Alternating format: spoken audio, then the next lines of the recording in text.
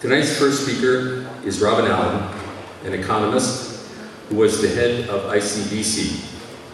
She was an intervener with the Joint Review Panel for the Northern Gateway Enbridge pipeline proposal, which, as we saw in the paper this morning, isn't quite dead yet. She was an intervener in the National Energy Board process for the Kinder Morgan Trans Mountain expansion proposal, shining a light in dark places until she quit in what I would call disgust. Her hard work has been an inspiration to BC citizens and an education to Canada and beyond. Ladies and gentlemen, Robyn Allan.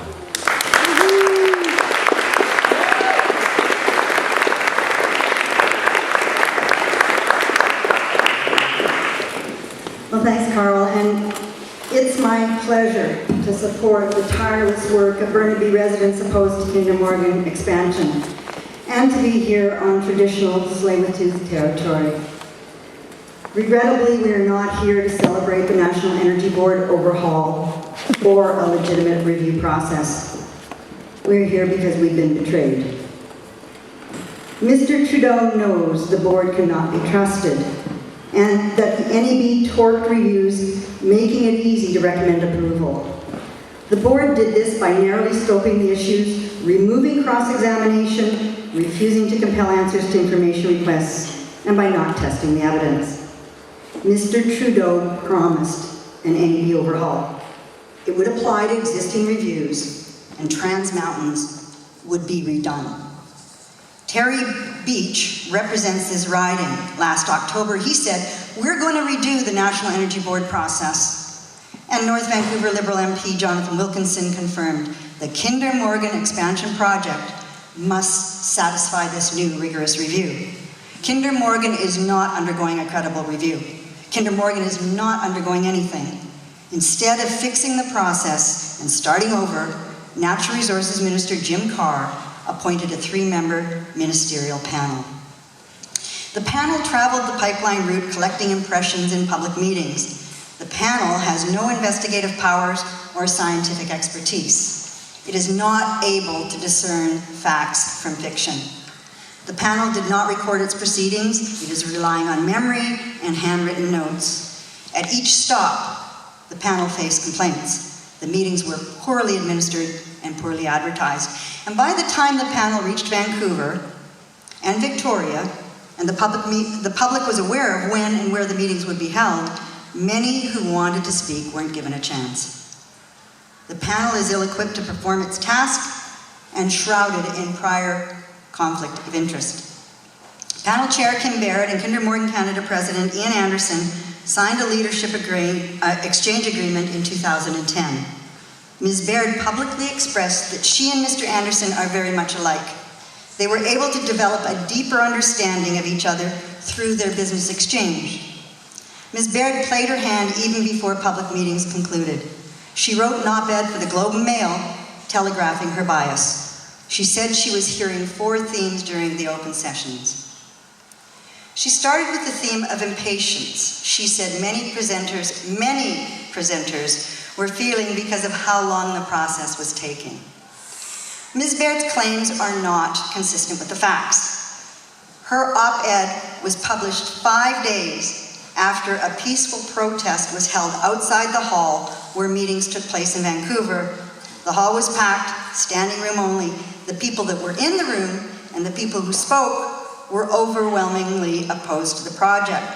Ms. Baird, Ms. Trimby, and Mr. Pennicott know that citizen after concerned citizen, like everyone here tonight, concerned citizens all along the pipeline route expressed how the NEB process failed Canadians.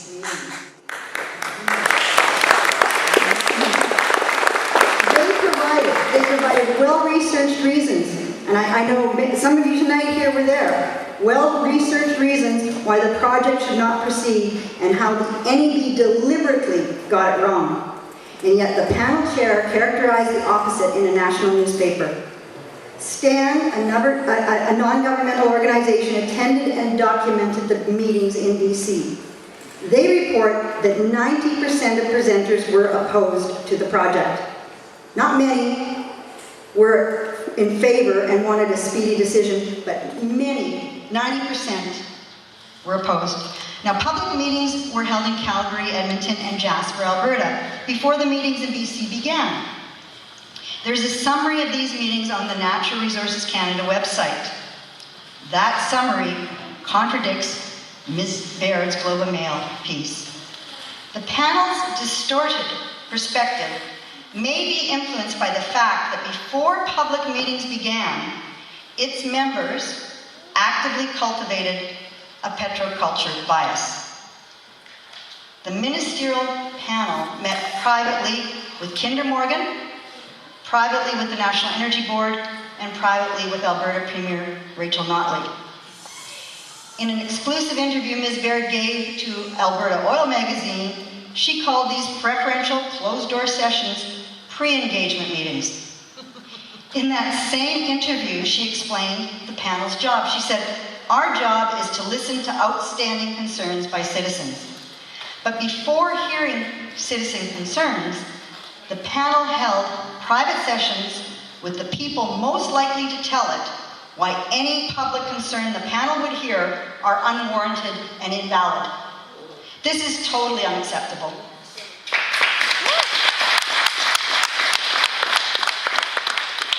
We have seen what happened when the NEB held private meetings on the Energy East project. The Energy East panel, along with NEB Chair Peter Watson, had to step away from the process.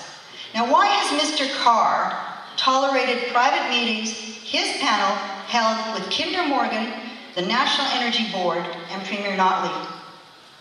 He tolerates them because the fix is in. Mr. Carr actually said that now his panel has allowed more opponents to be heard. This will lend credibility to the government's decision in December. Mr. Carr's panel is window dressing. It's meant to placate protest and fashion credibility. Mr. Carr's panel is not the right process. It is not the process we were promised.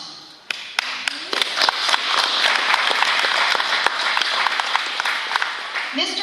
Carr's process is a joke. But Mr. Carr and Mr. Trudeau, we are not laughing. However, Kinder Morgan is. Kinder Morgan is laughing at the Prime Minister and the Liberal government. Kinder Morgan is laughing at Canadians. Just days after the federal election, Kinder Morgan Inc. held its quarterly meeting in Houston, Texas. Ian Anderson was asked by an analyst how the Liberal majority might affect Trans Mountain's application. And Mr. Anderson snickered.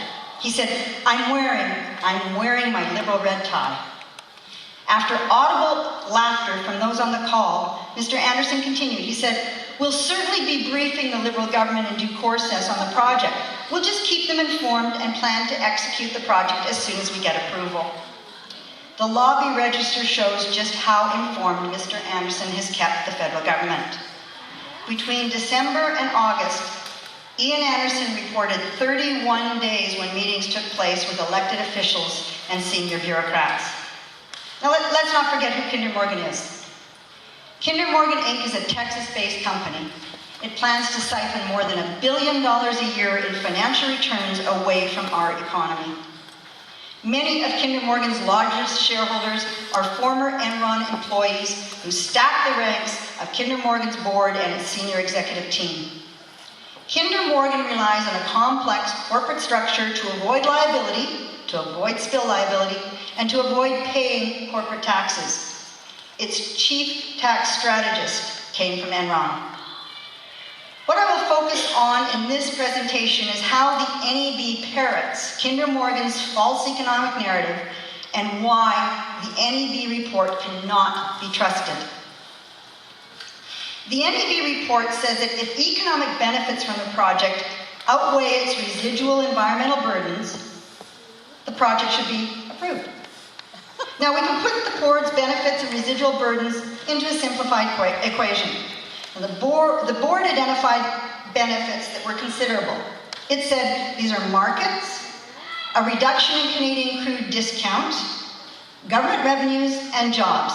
Now, they stacked these benefits up against significant residual burdens that they identified as death to orcas and First Nations way of life related to them, greenhouse gases from marine traffic, and then they list freshwater and marine spill as acceptable. If it's acceptable, it has no weight. The board didn't actually use the phrase death to orcas.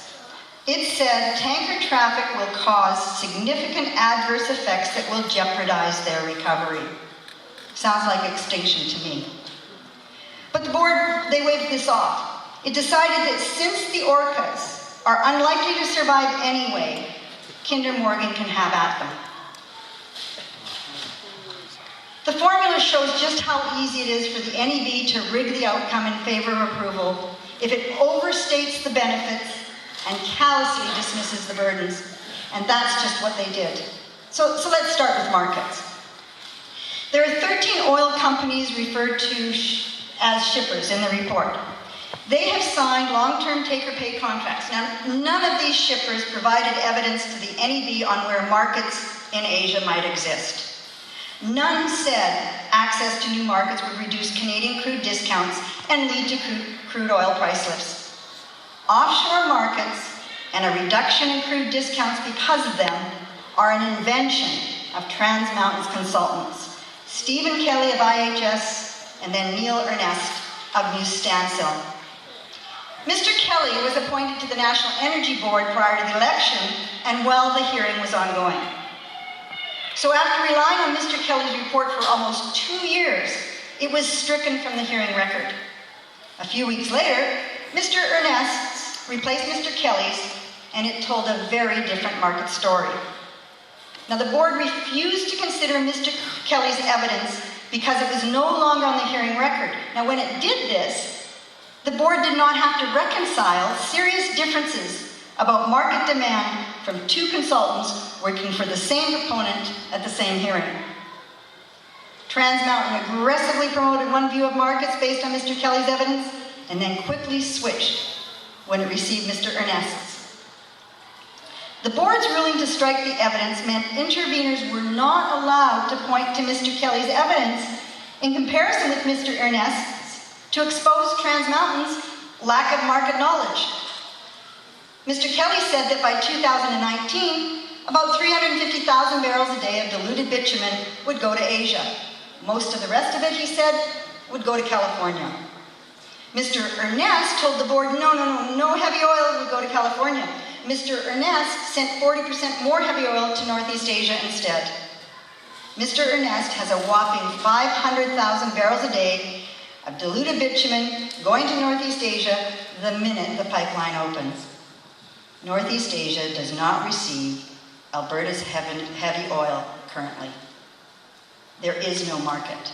But according to Mr. Ernest, demand for 500,000 barrels a day of diluted bitumen will materialize by late 2018. And why that's important is that's the minute he starts building these false price lift benefits. They're all based on a market that doesn't exist, on a volume that won't go there as soon as the pipeline's opened.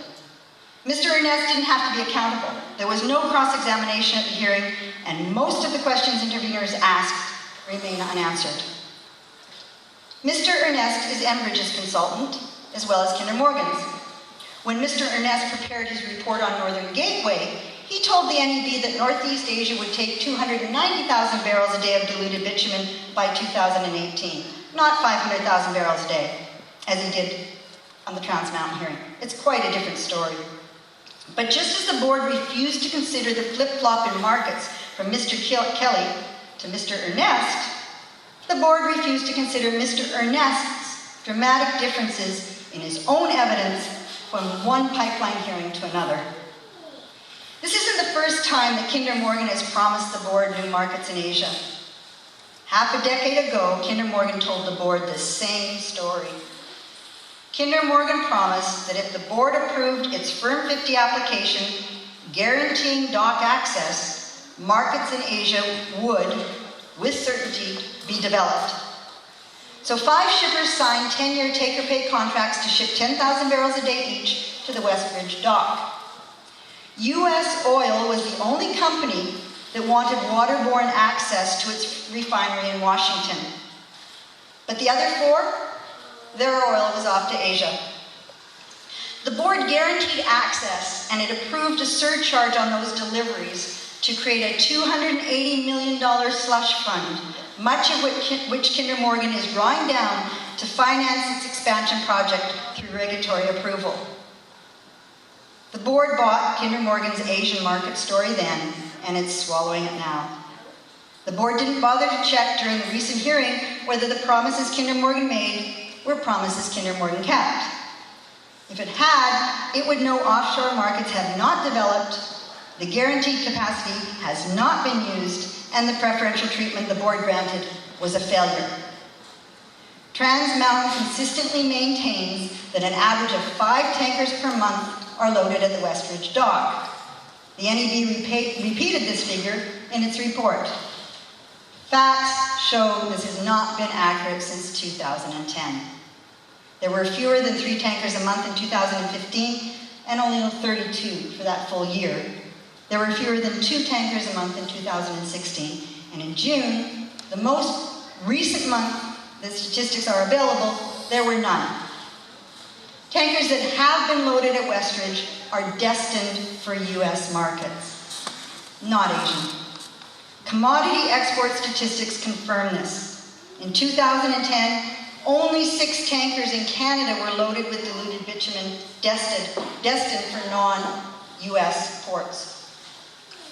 In 2014, 2 of them went up the St. Lawrence River destined for Italy. Suncor delivered the diluted bitumen by rail. This year, with the diluted bitumen exports to non-US markets recorded during the first 6 months, there might not even be the equivalent of 1 Aframax tanker loaded by year-end. Now, if markets don't exist, why would crude oil producers sign 20-year take-or-pay contracts representing about $2 billion each of liability? Shippers have only ever said they want the opportunity to develop markets, not that they exist. When they signed up to ship on Trans Mountain's expansion in 2012, crude oil prices were more than double what they are today, and supply prospects were strong. Market conditions have seriously deteriorated. Since January 2014, oil sands producers have canceled or put on hold almost 2.7 million barrels a day of previously announced future production. Well, why then are producers continuing to support the project if their market prospects have tanked? The short answer is they are contractually obligated to support the project through the regulatory process. They must say they want the project to proceed, even if they don't. If the board had read the contracts, it would know this, but the board never asked Trans Mountain to file them. The board maintains that if evidence is not filed on the hearing record by the party that prepared it and can speak to it, the panel will not consider it. So the board relied on hearsay from Trans Mountain rather than making sure they understood what the contracts say and what they mean.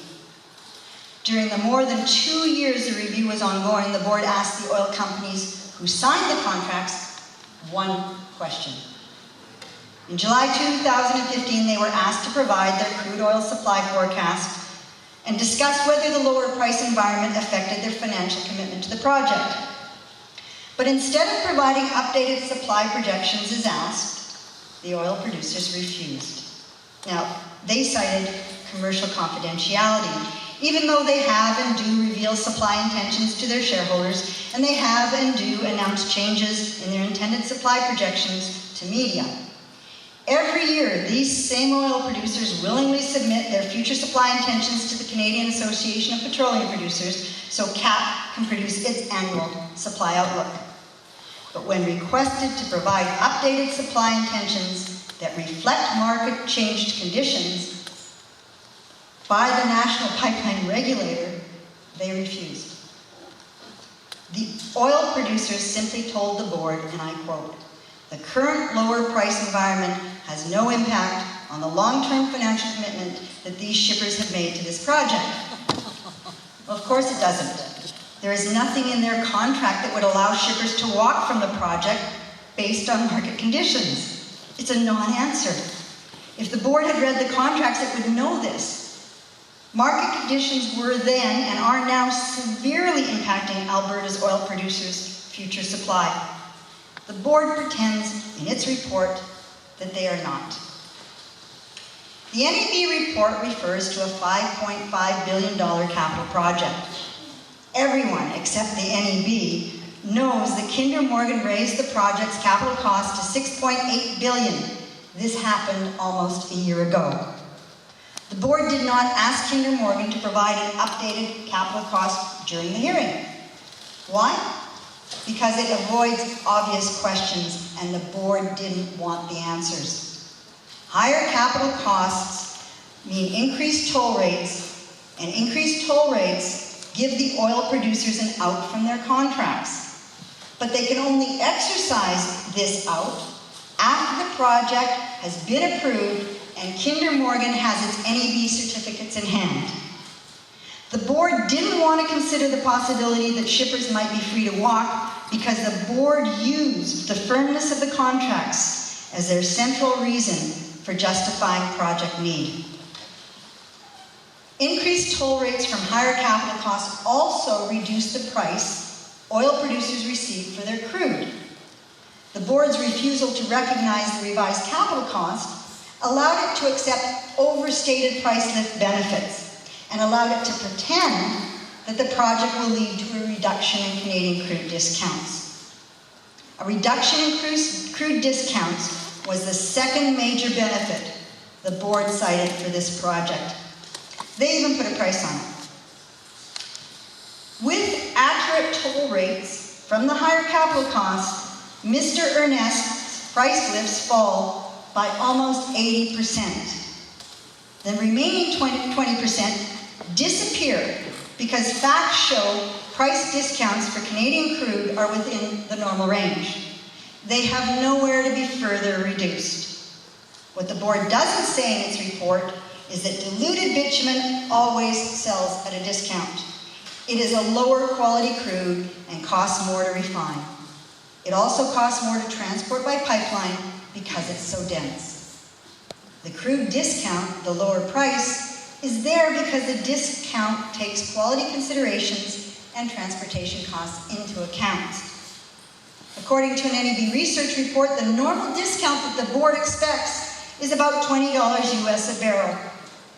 A discount of less than $20 US per barrel is considered a premium price for Alberta's heavy oil. Discounts below the dotted line on the graph represent a price premium. The average discount for the past year and a half was less than $14 US a barrel. Had the board checked crude oil prices, it would know there is no reduction in discounts for the project to capture, and hence the benefits are not there. The markets are not there, the crude discount benefits aren't there. So what about government revenues? Well, the board claims $28.2 billion over 20 years. Burnaby and other municipalities told the board that property tax revenues will not be enough to pay for municipal services required by the project, or to compensate for the lost future planning and development options. That means the extra costs will be borne by taxpayers, property taxpayers, who are resident in Burnaby. The board ignored them. Municipal costs related to the project are outside the scope of its review. The board pretends in its report that property tax revenue is a significant benefit. 84% of fiscal revenues from Mr. Ernest's non-existent price lifts, the reduction of the discount, 84% of the fiscal revenues come from that analysis. So the price lifts are not there, reduction in discounts are not there, so neither is the $23.7 billion in tax and royalty revenue related to it. Look at the project operations. $3.3 billion over 20 years. That comes from running the pipeline. 60% come from corporate income tax. That's $100 million a year because it's claimed Trans Mountain pays corporate taxes on operating profits. But Trans Mountain does not. Trans Mountain hardly pays any corporate tax at all. As an intervener, I asked Kinder Morgan questions about its corporate structure and tax planning. I wanted to test the evidence to show that the conference board's corporate tax estimates were grossly exaggerated. Instead of compelling Kinder Morgan to answer my questions so it could rely on facts, the board ruled my questions outside the scope of its review. For the 5 years from 2009 to 2013, and this is what Trans Mountain, Kinder Morgan told its shareholders in the US, they earned an average of $172 million a year in distributable cash flow. Now that's the metric Kinder Morgan uses for profits. So on $172 million a year, it paid an average of $1.5 million in corporate tax and received a tax refund in 2 of those 5 years. This is the sophisticated tax planning Kinder Morgan will rely on for its expansion. When it does, it will hardly pay any tax at all. And we're supposed to believe that it's $100 million a year. So municipalities are concerned that the project represents a net cost. Fiscal revenues from price lifts, crude discount, do not exist, and corporate taxes from project operations are artfully avoided. The board also refused to look at fiscal revenue losses when other sectors like tourism and commercial fishing are negatively impacted by the project. The board said fiscal revenue losses in other sectors were outside the scope of its review. Finally, we are left with the board's jobs claim. There will be short-term construction employment related to the pipeline. Unifor and the Alberta Federation of Labour were the only labour organizations to intervene at the hearing. Unifor represents 12,000 energy sector workers and 5,000 West Coast commercial fishing workers, and the Alberta Federation of Labour represents 170,000 unionized workers in Alberta. These workers do not support the project.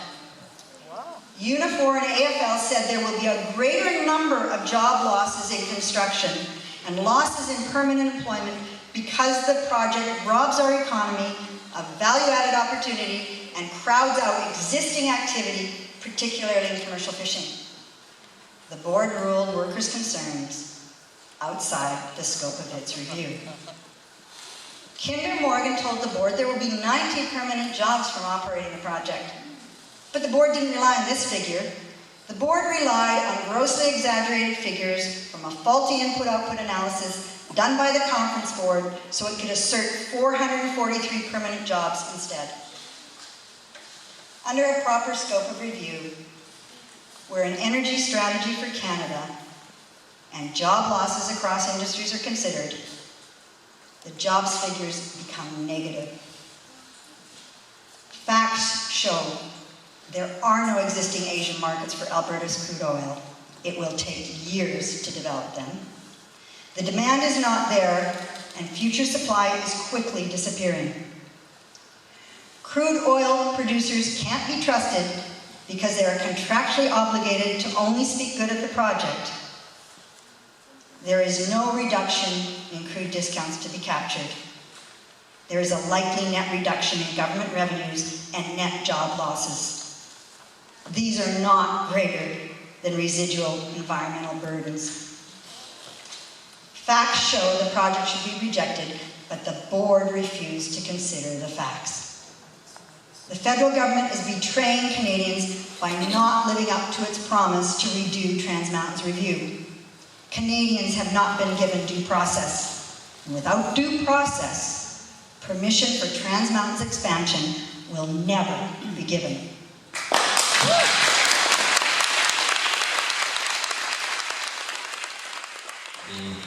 Is it accurate to assume that with no market for bitumen, shippers are contractually obligated to Kinder Morgan to move fixed quantities of bitumen through the pipeline, resulting in an ever-increasing need to store the bitumen at the Burnaby tank farm? And if so, who will own those stranded assets? And what will the financial consequences dictate a change in business practice? That's great. So the situation with Kinder Morgan is these shippers have signed 20-year, there's only one that signed 15, 20-year take-or-pay contracts that basically said says whether or not you use the pipeline, you have to pay the fixed costs.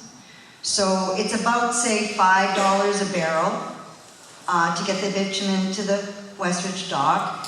And that $5 a barrel, if they've signed a 50,000 barrel a day contract for 20 years, they pay that every single day for that 20 years, whether they use it or not.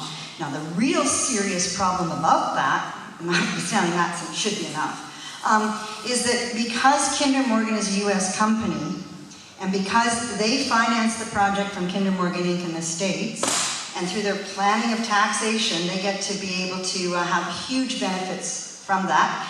They're going to take the $1 billion a year in toll rates home to Houston for the shareholders, and it could hollow out the oil producers in Canada that are locked in and not using the pipeline. And that is a huge, huge drain on the Canadian economy, and the board refused to look at that scenario. In my questions, it's called a death spiral, technically, in business. That death spiral they would not consider. And so we have this huge, huge problem that's looming, because these pipeline companies aren't producing the oil they thought they were going to, and will very likely be locked in to a project they don't use, and we will all end up paying for that. Will the funding of TMX stop if the supplier's contractual obligations stop? Oh, okay, so the funding of TMX comes from the shippers, and that's their toll rates, and they pay that no matter what. So no, the funding of Trans Mountain, if Trans Mountain gets a yes decision in December, which I think the fix is in, and they move forward, that project, they will build whether or not they actually know they don't need it. Because Kinder Morgan is counting on that $1 billion a year to pay off their huge debt and the financial problems they're now having. When you go back and look at their shareholder meetings, they have been counting very much on this project to get them out of their financial problems that they're in. You can send to them. As an intervener, Robyn, you questioned whether Trans Mountain actually owns its NEB certificates. The NEB panel referred your question to the board as a whole. What's the status of that dispute? Oh, the NEB, yeah, thank you for whoever read all that. That's really helpful, because what happened in that entire situation was unheard of. Never before has a board taken a motion at a hearing and shot it upstairs to the CEO. They have never done that before. So by taking it off the hearing record, they were able to kind of handle this whole issue behind closed doors and not deal with it. And you know, I'm not going to take them to court over it, but it's very clear to me that those certificates are not actually technically owned by Kinder Morgan, and the board's overlooking it. We'll have to move right along very quickly, but a couple more procedural questions. Can you comment on the suite of pipeline applications now before the NEB and the weaknesses of those? I don't think we've got time really to get into that, but what relevant alternatives or variations to the current TMX proposal are or should be considered?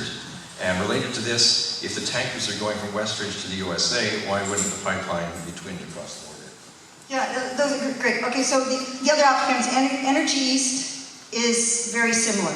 And from what I've said, I haven't studied it in detail, but it looks like a very similar proposal. The thing is, they're doing the toll methodology at the same time as they're doing the public interest hearing. With Enbridge, they did the public interest hearing before the toll methodology. And with Kinder Morgan, they did the toll methodology first, and then they did the public hearing. So that's kind of that. And then yeah, I had a question to Trans Mountain on that. Why are you planning to take the Sumas pipeline that goes now to the States and making it bigger, and they refuse to answer? I think that's in the works. We have to understand that this pipeline, I speak quicker because we're running out of time. The pipeline we're looking at right now isn't just designed to carry 540,000 barrels a day. It's designed to carry 780,000. All you have to do is put a few pump stations in, and they don't even need to go for environmental approval, and that pipeline will be expanded. And so I actually think that they have plans to increase the pipeline to the States as well as the tanker traffic. And the other thing that's interesting is that of all the shippers, The only markets they identified were the ones to Washington State. BP wants to get it to their refinery in the States. Tesoro does. Suncor has said they want to go to the States. This is an unbelievable situation that we're told that we've got a dependency on the U.S. market, and the only markets that have been identified are U.S. markets. The dredging, I did want to say that. What happened back in 2011 is Kinder Morgan had a plan to dredge Burrard Inlet. They said they needed to do that because they have Aframax that come in now, but they can only be filled to about 80% because otherwise they would be too low in the water. And the Port Metro Vancouver has said that they're open to dredging. So as soon as they do that, these tankers can have even more oil. But then Kinder Morgan got huge pushback and they stopped talking about that. But that is a very likely possibility that they will dredge the channel to get those ships more filled to capacity, because when they do that, the per barrel cost of transport falls. Okay, last question from 4 different people want to know that basically, I won't have time to read them out, but assuming that the Trudeau government approves this thing in December, notwithstanding the facts that you've presented, I mean, who knows why, that's one question. But what do we do next to prepare for after December to get, huge numbers of citizens involved in action that goes beyond petitions, public forums, and small street rallies? What should we prepare for to do next? Between now and December 19th, we have an opportunity to make sure they get the information they need to make the right decision. The situation right now is the federal government of Canada has drunk the Kool-Aid. And they believe that this pipeline is necessary because they're being given false information about how much capacity is out there already and how much oil is going to be produced and how much needs to be shipped. So they believe they have to build this pipeline and they don't. So what we need to do is continually make it clear to them, without due process, we will not accept that decision for yes. We will not.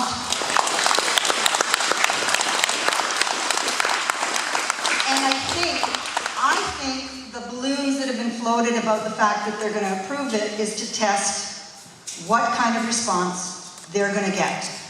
And so they need to learn loud and clear that Canadians across this country do not accept this pipeline. And people in Eastern Canada need to know that if they get Trans Mountains accepted, Energy East will follow, because the nonsense they're being told is we need 2 million barrels of pipeline capacity by 2030. That's absolutely ridiculous. But that means Energy East, Trans Mountain, maybe Northern Gateway at some point, and they have to know it's not going to happen here.